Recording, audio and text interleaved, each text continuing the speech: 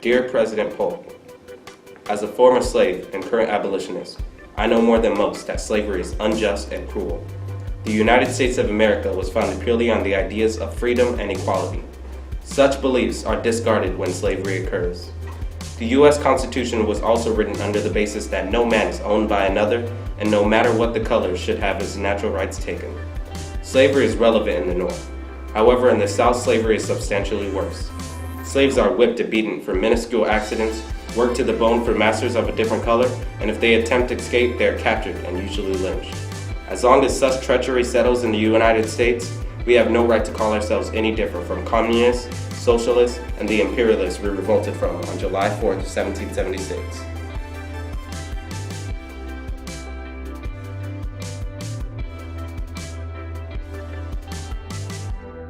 The Declaration of Sentiments was written in Seneca Falls, New York, and here we have women's suffrage activist Elizabeth Cady Stanton to tell us a little about her views.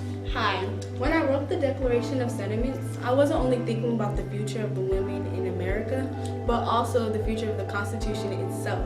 The Constitution was written under a basis that everyone should have a start of equality. Although suffrage for women is not my only goal for equality, it is a start. I dream of a world where anyone of any race, sex, or background can grow to be great with the right amount of hard work and dedication. That was a great speech, and I'm glad to have you on. Next up, we have Horace Mann telling us about the educational reform.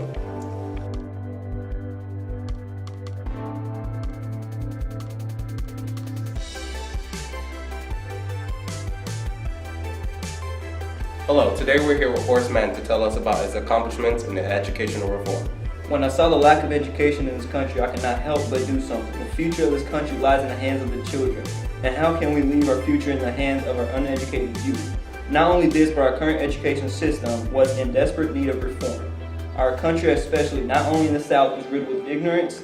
I may not be able to change it in one night, but I can start a chain reaction that can cause change. Alright, that's pretty cool.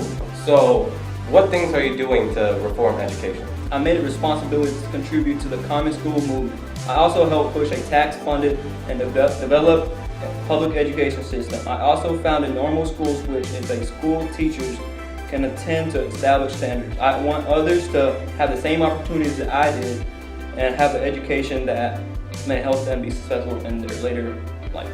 That was a great speech. So I got one more question. What are those? They're my Franklins of 1738, boy. Alright.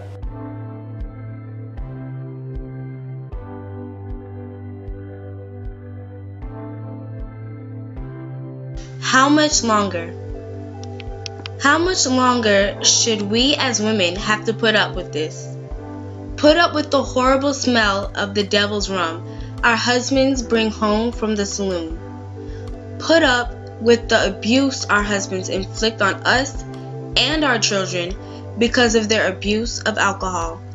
The man I married is not the same man that comes home. The man I married was honest and kind.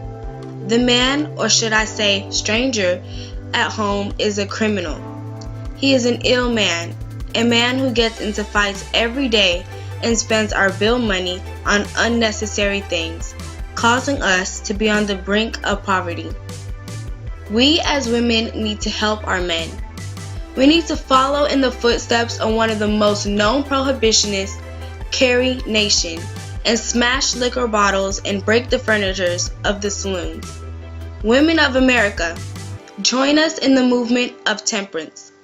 Join us in the Women's Christian Temperance Union and let us together say to our husbands, any lips that touch liquor shall not touch mine.